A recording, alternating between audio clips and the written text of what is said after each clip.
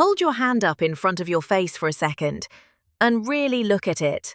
Right now, this instant, a silent flood is pouring straight through it, through your palm, through the desk, through the chair, through the whole solid body of the Earth, as if the planet were a pane of clear glass. A storm of tiny phantoms streaming out of the burning heart of the sun, and almost none of them so much as brush a single atom of you. They are the quietest things in all of nature, the closest thing the universe has to a ghost. For a long time we were sure they were weightless, massless, as insubstantial as their reputation. And then, one day, we caught one of them doing something that was supposed to be flatly impossible, changing, in mid-flight, into something else, like a note that leaves the string as one pitch and somehow arrives at your ear as another. And that one trick, that quiet shapeshift out in the dark, turned out to be the first real crack in our deepest theory of what matter is. Because it turns out that to change what you are, you have to weigh something. And every word of that is literally true. That's the part people can't believe. It isn't a poem. As you were talking, the ghosts were passing through you, billions of them, and the ones from the sun kept right on going out the far side of the planet without noticing a whole world was in the way. We call them neutrinos, and the story of how we learned they aren't weightless after all is one of the most beautiful detective stories in physics, because it starts in a place you've absolutely been. Okay, but I'm already suspicious. A particle turns into a different particle just by traveling. Sounds like a sentence hiding 4 semesters of machinery I haven't taken. Can we start somewhere I've actually stood? Right now, this is a magic trick, and I want the mechanism. That's the right suspicion, and here's my promise. We'll get all the way to the trick, and you'll see the gears turning yourself. But let's start on solid ground. A homework question. You've met beta decay. A radioactive nucleus spits out an electron. What does conservation of energy say the electron should come out with? Just conservation of energy, right? Wait, this is just conservation of energy in beta decay, right? A nucleus sits still, throws out one electron, turns into a slightly different nucleus. That's a two-body decay. And a two-body decay is a homework staple. Energy and momentum conservation together lock everything down. The electron has to come out with one particular energy, one sharp fixed value, every time. You just did the calculation every physicist in the 1920s did, and you got their answer. Two bodies out, momentum balances, energy balances, and the electron's energy is pinned. So the prediction is a spike. Graph how many electrons come out at each energy, and you should see one tall, narrow line at that fixed value. That's what the theory demanded. Then they measured it. And from your face, nature did not hand them a spike. Nature handed them a mess. Not one sharp line. The electrons came out with every energy from almost nothing up to that maximum. A broad, smeared hill. A few carried the full energy the theory predicted, but most carried less, sometimes far less. And that's a genuine crisis, because where did the missing energy go? You start with a nucleus of definite energy. You end with a nucleus and an electron, and the books don't balance. That's deeply upsetting. Conservation of energy is the one thing I trust. It's the load-bearing wall of the whole building. Did people seriously consider that energy just isn't conserved in there? They did, and sit with how serious that is. Niels Bohr, one of the founders of the whole quantum enterprise, was willing to entertain that deep in the nucleus, energy conservation might only hold on average and fail decay by decay. A physicist of that stature, ready to give up the load-bearing wall rather than ignore the data. And then someone made the other bet. The Save the Wall bet. In 1930, Wolfgang Pauli wrote a now famous letter, addressed playfully to the "Dear radioactive ladies and gentlemen," at a meeting he couldn't attend, proposing what he called a desperate remedy. Suppose there's a third particle in the decay we simply haven't detected, neutral, so it leaves no track, very light, and so feeble in the way it touches matter that it sails out of any detector unseen. If that invisible particle shares the energy with the electron carries whatever's left after the ghost takes its cut. Sometimes a lot, sometimes a little. A three-way split gives you exactly the smeared hill instead of the spike. Clever and kind of sneaky. He rescues conservation of energy by inventing an invisible thing to hide the energy in, a three-body decay wearing a two-body disguise. But isn't that too convenient? You can save any law by inventing an undetectable particle. That's the right objection, and it's why Pauli was miserable about it. He worried he'd done the one thing no theorist should, predicting a particle that could never be seen. It's a cheap move if the thing stays forever invisible. It only becomes real physics if someday you catch it. Hold that tension. It's the spine of the whole hour. As for the name, Pauli first called it a neutron. But in 1932, James Chadwick found the actual neutron, the heavy neutral partner of the proton, so that name was taken. Enrico Fermi, who a couple of years later built Pauli's ghost into a real working theory of beta decay, renamed it. Italian for little neutral one. The neutrino. And it worked as a theory, not just a patch. It worked, fit the data beautifully, but it kept that unbearable feature. The neutrino interacts so weakly that catching one looked hopeless. Fermi's own math said a neutrino could sail through light years of solid lead with a good chance of never touching anything. So for a quarter century, the neutrino was a bookkeeping device, a ghost you believed in because the accounts balanced, not because you'd ever shaken its hand. So when does someone finally shake its hand? You told me to hold on to, it only counts if you catch it. 1956. Frederick Rines and Clyde Cowan had a wonderful idea. If a single neutrino almost never interacts, don't use one. Use a flood. Park a detector beside a nuclear reactor, which throws off a torrent of them, and even at those miserable odds, once in a while one strikes a proton in your water tank and leaves a very specific double flash. A 1-2 signature nothing else makes. They called it Project Poltergeist, and they saw it, exactly where Pauli's arithmetic said it had to be. Rines lived to share a Nobel Prize for it. So the ghost was real, streaming out of every beta decay in the universe. I love that a 1930 hunch pays off in 1956. Okay, the ghost is real, but nothing you've said forces it to weigh anything or to do that impossible shapeshift. Where does it stop being a bookkeeping particle and start breaking things? It breaks things at the sun. Let me take you there. The sun comes up short. The sun is a neutrino factory. The reactions fusing hydrogen into helium in its core don't just make light and heat. They pour out neutrinos, constantly, in staggering numbers. And unlike the light, which claws its way out over ages, the neutrinos leave the core immediately, because of course they do. Nothing stops them. So if you could count the neutrinos arriving from the sun, you'd be staring straight into its nuclear heart in real time. Irresistible. And I hear the "someone tried and it went sideways" tone again. In the late 1960s, Ray Davis built a detector to do exactly that. A huge tank of cleaning fluid, of all things, buried deep in a gold mine to shield out everything but neutrinos. Alongside him, the theorist John Bacall did the hard work of predicting the count from everything we know about how the sun burns. A firm prediction and an experiment to test it.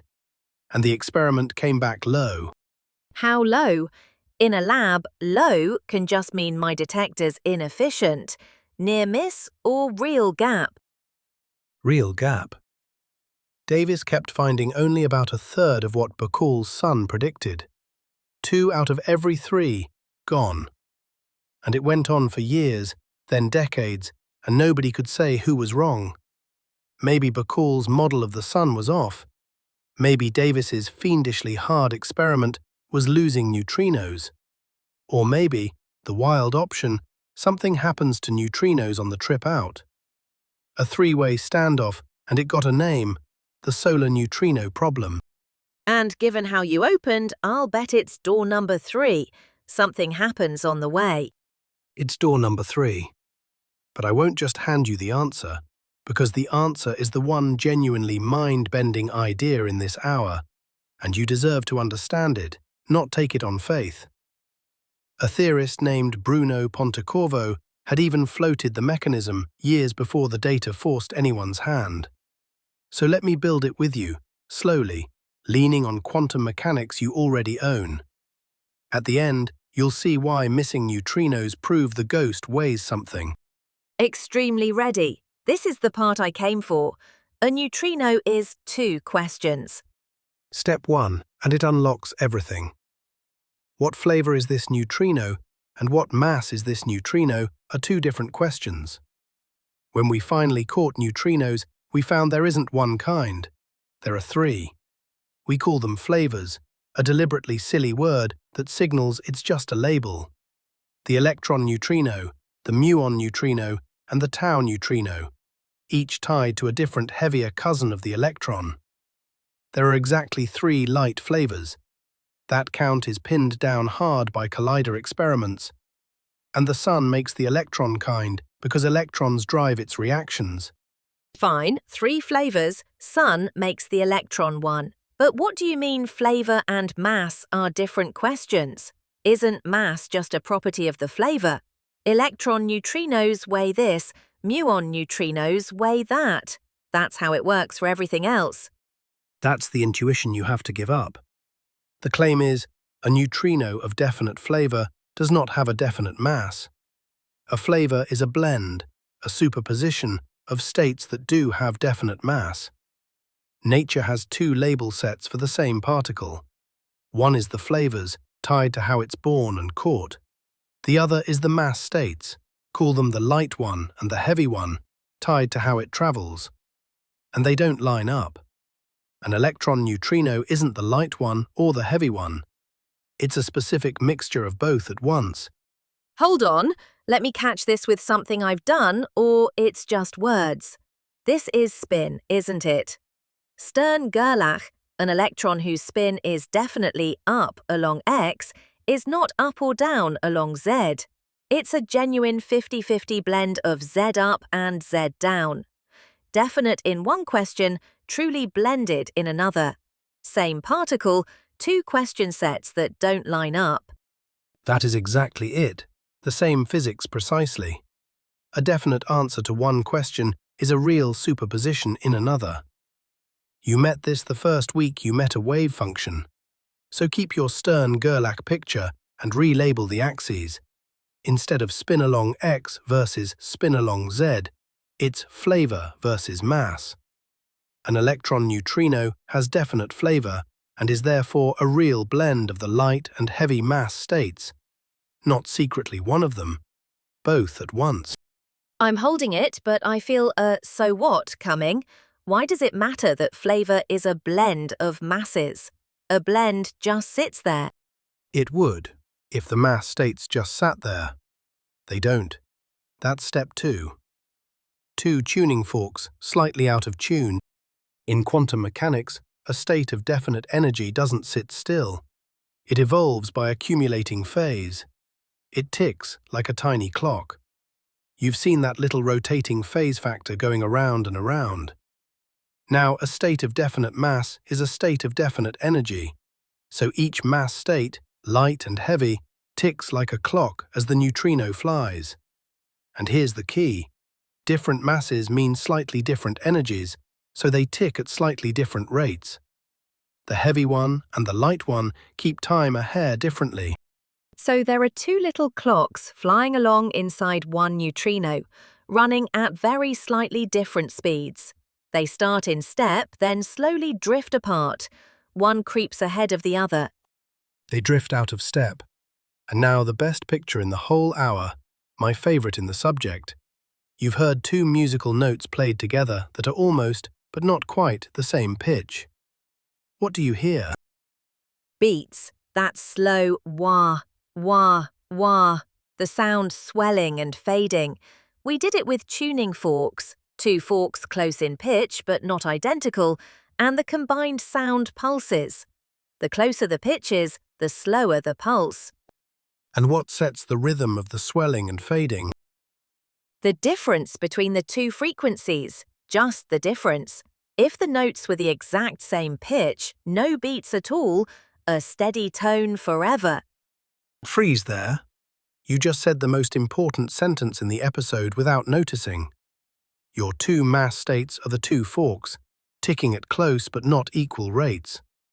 And just like the sound swells and fades, the blend of the two mass states cycles, drifting out of step, then back. And that blend is what spells the flavor. In step one way, the blend spells electron neutrino. As the clocks slide, it slides into spelling muon neutrino, then back. The flavor oscillates along the flight path at a rhythm set by the difference between the two clocks. The neutrino beats between flavors as it flies. Oh, that's gorgeous. It doesn't change because something happens to it, some collision.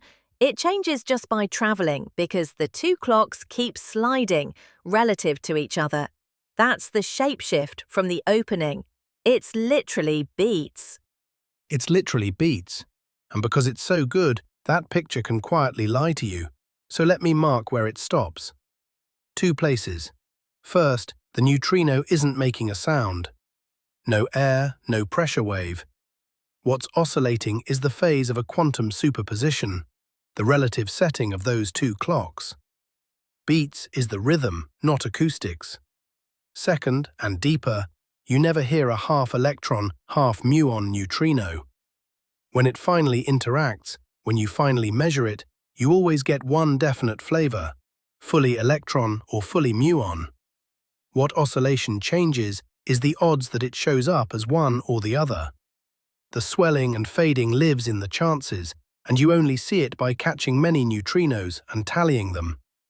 Any single one is a yes or a no, never a blend. That's an important correction. It's like, if I pictured it as a chameleon walking along changing from green to brown, that would smuggle in a lie. The chameleon is definitely some color at every instant. You could photograph it. But the neutrino isn't secretly one flavor I haven't looked at. It's a real blend, right up until I catch it, and then it commits. Handle the chameleon with gloves. Keep the vividness of changing in flight. Throw away the part where it's secretly a definite color the whole time. There's no hidden fact about the flavor between birth and detection. The blend is the reality. Catching it forces the yes or no. Now, you froze the key sentence a minute ago, ready to cash it in, because this is the step that broke the standard model. The no beats if the pitches are identical sentence. Cash it in. Suppose the two mass states had exactly the same mass, same energy, same ticking rate. Two clocks in perfect lockstep forever. Never drifting, so the blend never slides, so the flavor never changes. No beats. Same pitch, dead silence. Now run it backwards. We see the flavor change. Oscillation is real, it happens. And oscillation is impossible unless the clocks run at different rates. Impossible unless the masses differ. And if the masses differ, they cannot all be zero. At least one of these things has to weigh something. And the original standard model had said the neutrino masses were exactly zero. All of them. Flat zero. Exactly zero, built in as an assumption. Neutrinos were the one massless piece of matter. And this simple argument, beats are impossible without a difference in pitch, so oscillation is impossible without a difference in mass, turns the missing solar neutrinos into a crowbar that pries that assumption open. The neutrino has mass. In that one spot, the most successful theory of matter we've ever written was wrong. That gave me chills. and I want to make sure I'm not just being swept along. Your argument is tight. Flavor is a blend of masses. The masses tick differently. That makes flavor beat, and beating is impossible if the masses are equal. But it all rests on the flavor really changing, being a measured fact, not a maybe. So convince me, who caught a neutrino in the act? 2 experiments, 2 completely different arenas, and it took both to make it airtight. Catching the change. First arena, the atmosphere. Cosmic rays slam into the top of the air, and the debris makes neutrinos, mostly muon neutrinos, in a well-understood ratio. A detector on the ground catches them from every direction. Some are made in the sky overhead and fall a few kilometers to reach you. Others are made on the far side of the planet and travel up, through the whole Earth, to reach you from below, thousands of kilometers farther. And remember, the farther they travel, the more time the beats have had to work. Oh, that's a beautiful natural experiment. The ones coming straight down haven't had time to oscillate much. They arrive as the flavor they were born as. But the ones that came up through the entire Earth have had a huge flight to drift out of step. So if oscillation is real, the upgoing ones should be missing muon neutrinos that beat away into another flavor. You just designed the measurement correctly. That's what Super-Kamiokande in Japan, an enormous tank of ultra-pure water, watched by thousands of light sensors deep underground, set out to check. And in 1998, the team, with Takaaki Kajita central to it, announced the result. The muon neutrinos coming down from overhead arrived close to the expected rate, but the ones that had come up through the whole Earth arrived at only about half. Missing. Exactly the ones with the most flight time to oscillate. That's the fingerprint. Not just some are missing, but the missing ones are precisely the ones that travelled farthest. How sure were they? A factor of 2 effect is big, but I want to know it wasn't a fluke. Here's how to think about sure without jargon. Physicists insist on a bar before they'll say discovery. The odds your result is a random statistical accident have to be down around 1 in a million or smaller. The atmospheric result blew past it. The chance it was a fluke was smaller than something like 1 in 100 million. Not interesting hint. This was, the muon neutrinos really are disappearing, exactly the way oscillation says. The first solid catch. 1 in 100 million. That's a fact, not a coincidence. But that's atmospheric muon ones vanishing. What about the sun, where the whole thing started? Did anyone close that specific loop? Second arena, and the more elegant proof, because it doesn't just show neutrinos going missing, it catches them in their new disguise. An observatory in Canada called SNOW, the Sudbury Neutrino Observatory, down another deep mine, with one clever trick. It used heavy water. That let it run 2 counts at once. One count saw only electron neutrinos, the flavor the sun makes. The other saw all 3 flavors added together, whatever arrived. 2 tallies from one detector. Oh, that's the whole ball game. Now you can tell the 2 explanations apart. If the sun's neutrinos were genuinely disappearing, bad model, or destroyed, both counts come up short. But if they're just changing flavor, the electron-only count is low, while the all 3 flavors count is full, right where Bacall predicted. Exactly what SNO found around 2001 and 2002. The electron count was low, about a third, the same old deficit Davis saw for decades. But the total across all 3 flavors landed right on Bacall's prediction. The missing 2/3 hadn't vanished or been destroyed. They'd changed flavor in flight into muon and tau neutrinos on the way from the sun. The sun was never coming up short. We'd been counting in one flavor. So Bacall was right about the sun, and Davis was right about his measurement. The missing piece was that neutrinos change on the way. Everybody was honest. Nature was doing something nobody's picture of the detector had allowed. And the odds this one was a fluke Also past the discovery bar, the chance SNO's flavor change result was an accident came out around 1 in 10 million from that observatory alone. Now put the two arenas together and feel how strong it is. Atmospheric neutrinos made in our sky, oscillating, caught in Japan. Solar neutrinos made in the sun's core, oscillating, caught in Canada. Two different sources, two detectors, two teams, one conclusion. Flavor changes in flight, so neutrinos have mass. In 2015, the Nobel Prize in Physics went to Kajita for the atmospheric result, and Arthur MacDonald, who LED SNO, for the solar one. And the citation doesn't hedge. For the discovery of neutrino oscillations, which shows that neutrinos have mass. They printed the consequence right on the prize, the theory being corrected on the medal. Okay, we've proved they weigh something. So the obvious question you've been dodging beautifully, how much? What does a neutrino actually weigh? Here's where I have to be the most honest with you all hour. The answer is, we still don't know. And the reason is hiding inside the very argument we just used.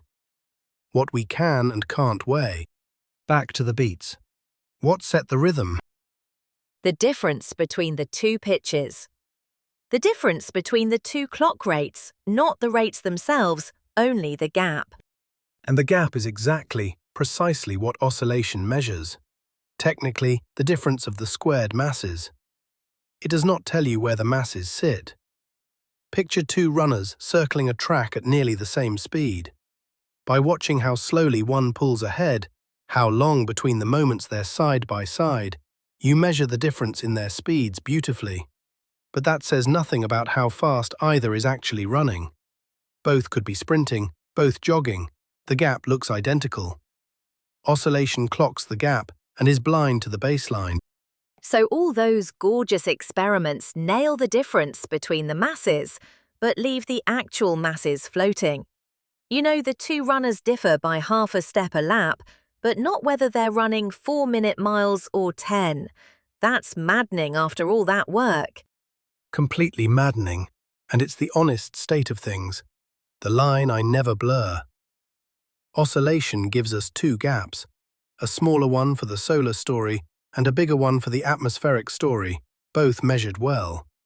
But the absolute masses, never from oscillation. Now the gaps do buy one lovely thing. If you know the bigger gap between the squared masses, the heaviest neutrino can't be lighter than roughly the square root of it. A flaw. And that flaw comes out to about a 20th of an electron volt. 5/100ths of an electron volt. So we can say with confidence, at least one neutrino weighs at least about that much. Not zero. We know they weigh something, and we know a minimum. We just don't know the value. A 20th of an electron volt, put that on a scale I know. The actual electron, how heavy is it in those units? About 500,000 electron volts. So even at that flaw, the neutrino is at least hundreds of thousands of times lighter than the electron, and possibly far lighter still. And the electron was already among the lightest things we knew. That extreme featherweightness is itself a deep unsolved mystery. Why are these things so absurdly, delicately light when every other particle is so much heavier? Nobody's sure. One leading idea, and I'll flag it as an idea, not a fact, is that the lightness is a clue neutrinos have heavy, hidden siblings we've never seen. But set that aside. Oscillation can't weigh them. So how do you actually put a neutrino on a scale? Right. And I don't see how you weigh a ghost that flies through the whole planet. You can't set it on a balance. No. But here's the part that made me want to tell the story in this exact order. You already know how. We did it in the first 10 minutes. Go back to beta decay, the smeared spectrum, the thing that started all this with Pauli. Electrons come out with every energy up to a maximum. Now think hard about that maximum, the very top edge. What's happening at the electron's highest possible energy? That's the case where the electron grabbed nearly all the energy and left almost none for the neutrino. So the neutrino comes out barely moving with, oh, if the neutrino has to exist, it has to at least carry its own mass, its rest mass energy. It can't carry less than the energy locked up in just being itself. So even in the electron's best case, the neutrino skims off at least its own mass, which means the electron can never quite reach the energy it'd reach if the neutrino were massless. The neutrino's mass chops a tiny sliver off the top of the electron spectrum.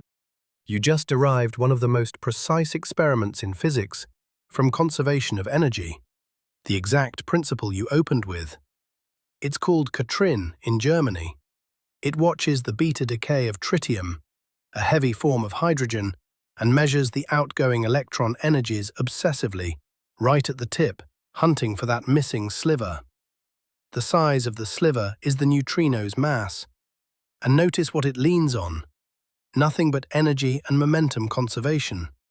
No quantum mixing, nothing exotic.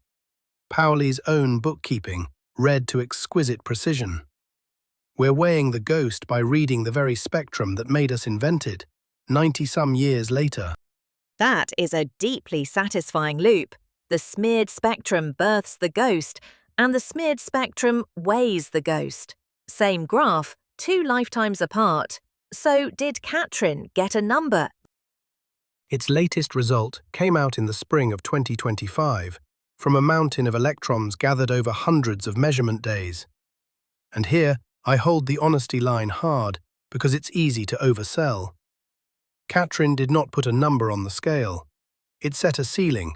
The effective electron-neutrino mass is less than about 4/10 of an electron volt, a touch under half, and it says that with about 9 in 10 confidence. The tightest direct weighing anyone's managed, but it's a no heavier than, not an equals. The needle hasn't settled. Catrin has just pulled the ceiling lower than ever, and it's still pushing. So put it together. Oscillation says at least one weighs at least a 20th of an electron volt, the floor. Catrin says the mass is below about half an electron volt, the ceiling. The true value is somewhere in that gap, squeezed from both sides, but not caught. Stated exactly right. A floor from oscillation, a ceiling from beta decay, an honest gap where the real number still lives. 2 caveats I owe you. 1. I keep saying effective mass. Catrin measures a particular blend of the mass states, so even its ceiling is a ceiling on a blend, not on any one state. 2. There's a completely different way at the total mass, cosmology. The 3 neutrinos left a faint fingerprint on how galaxies clumped as the universe grew, and reading it gives an even tighter bound on the sum of all 3 masses. But it's model-dependent. It assumes the standard story of the cosmos, and some data combinations push the sum awkwardly low in mild tension with the oscillation floor. So I won't hand you a clean cosmic number. It's an active, unsettled puzzle, not a settled fact. Then take me to the edge. You've separated proved from hoped all hour.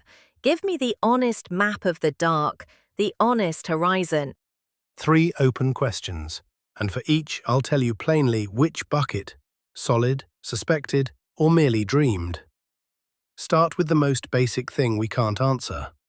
We know the 2 gaps between the mass states, but not the arrangement. Picture the 3 mass states as 3 rungs.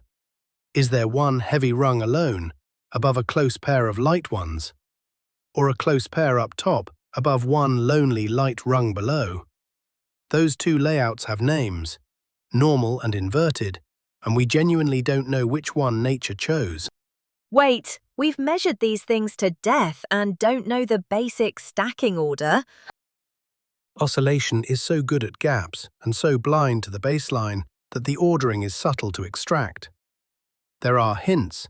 Some cosmological data lean gently toward normal, but the sharpest recent measurement from the neutrino beam experiments, a joint analysis published in late 2025, favors neither. So I won't tell you it's settled because it isn't. the stacking order is, right now, open.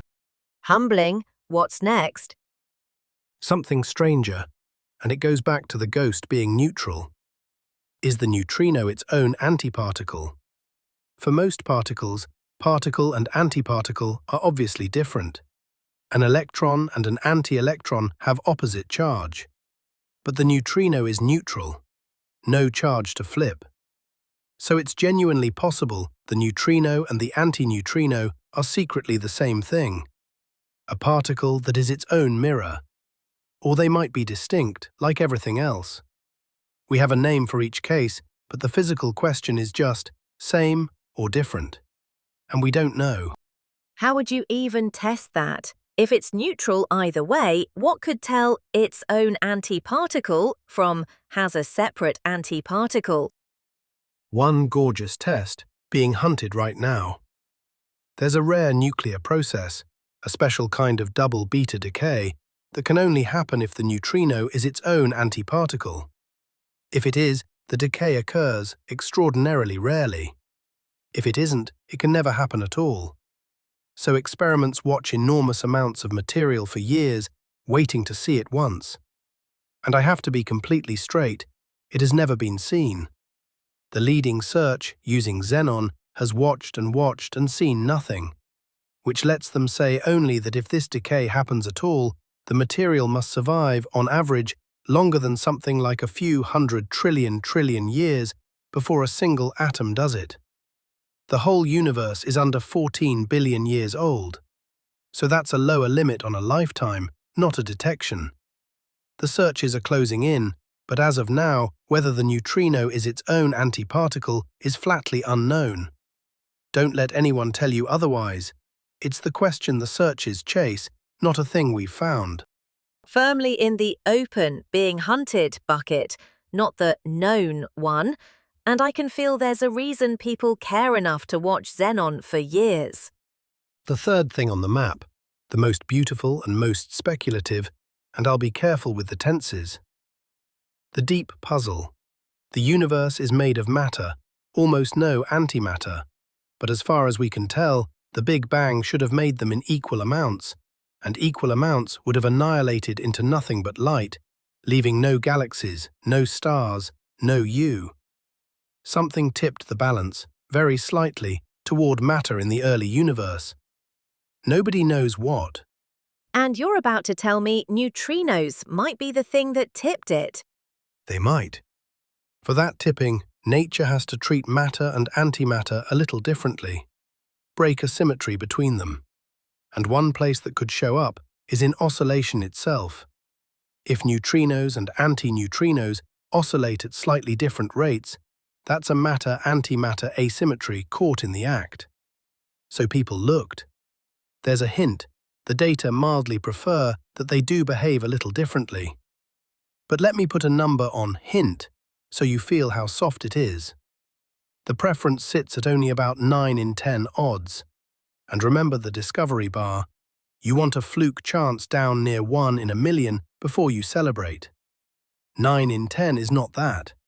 9 in 10 is interesting, keep looking. Worse, the reading is tangled up with that unknown stacking order. Depending on which ordering is true, the same data say different things. So, the careful version. A real hint that neutrinos might treat matter and antimatter differently, not a discovery, and its meaning depends on an ordering we haven't pinned down. 3 layers of not yet, and the dream on top. The reason for the xenon and the beams is that if they do break that symmetry, and if they are their own antiparticles, maybe they're why the universe is made of something instead of nothing. That's the dream, with exactly the right caution. And I'll name it a dream out loud, because it's gorgeous and it is not established. There's an idea called leptogenesis, that the heavy hidden siblings I mentioned could, in the first instant of the universe, have decayed in a lopsided way that left behind the tiny excess of matter we're made of. Beautiful, self-consistent, and every link unproven. It needs particles we've never seen. It needs the neutrino to be its own antiparticle, which we haven't confirmed. It needs the matter-antimatter difference, which is only a hint. But if it's right, the reason there's a universe at all is written in the mass of a ghost. That's why people give their careers to tanks of liquid in deep mines. That's the most beautiful we don't know I've ever heard. Is anyone building the thing that could settle it? Yes, and the honest caveat is that these are plans and schedules, not promises, and big physics runs late. In the United States, there's June, fire an intense beam of neutrinos more than 1,000 kilometers, around 800 miles, straight through the Earth, from a lab in Illinois to enormous detectors about a mile underground in South Dakota. The caverns are dug, the detectors being built. It's designed to pin down the stacking order and hunt the matter-antimatter difference. Data is expected around the end of this decade, the beam a couple of years after. And in Japan, a giant successor to Super-Kamiokande, Hyper-Kamiokande, finished excavating its enormous cavern in the summer of 2025, aiming to switch on within a few years. Between them, they're built to turn tonight's hints into answers. Let me say the whole honest map back, keeping the bucket straight. Solid and done. Neutrinos exist, we caught them, they oscillate, flavor really changes in flight, nailed in two independent arenas, both past the discovery bar. Therefore, they have mass, which broke the theory's assumption of zero, the 2015 Nobel, just true, and we know the gaps between the masses. Then the honest unknowns. We don't know the actual masses, only a floor and a ceiling with the real value uncaught. We don't know the stacking order. We don't know if the neutrino is its own antiparticle, since that forbidden decay has never been seen. And the dream, that the ghost's mass, its maybe being its own antiparticle, and a maybe broken symmetry could together be why there's a universe made of matter at all. Beautiful, self-consistent, every link unproven. On the horizon, not in hand. A flawless map, and holding those 3 buckets in 3 separate hands is the whole discipline of doing this honestly. So here's what I want you to walk out with. Every bit of this started where you started tonight. Conservation of energy in beta decay, a homework problem, a nucleus throwing out an electron. That smeared spectrum forced Pauli to invent a ghost to save the books. Decades later, that same ghost was caught changing flavor, which forced its mass above zero, which cracked the theory. And the sharpest scale we've ever built to weigh it is reading that very same spectrum near its tip. The whole 90-year arc closes on itself. It's not a far country. It's one honest step past the decay you can already write down. One honest step past the homework. I came in thinking a particle turning into another particle was a magic trick with the machinery hidden, and I'm leaving able to see the 2 little clocks ticking out of step. Thank you. Genuinely. You saw the gears yourself. That was always the point. So next time you're out in the daylight, remember the silent flood pouring through you from the sun. Countless little neutral ones every second, each a genuine blend of masses, each quietly beating between flavors as it flies, every one of them weighing something we are, right now, still trying to measure. The frontier is passing through your hand. The frontier is passing through my hand. I'll never look at sunlight the same way. Until next time, keep asking what the textbook left out. It turns out to be almost everything, and it's closer than they told you.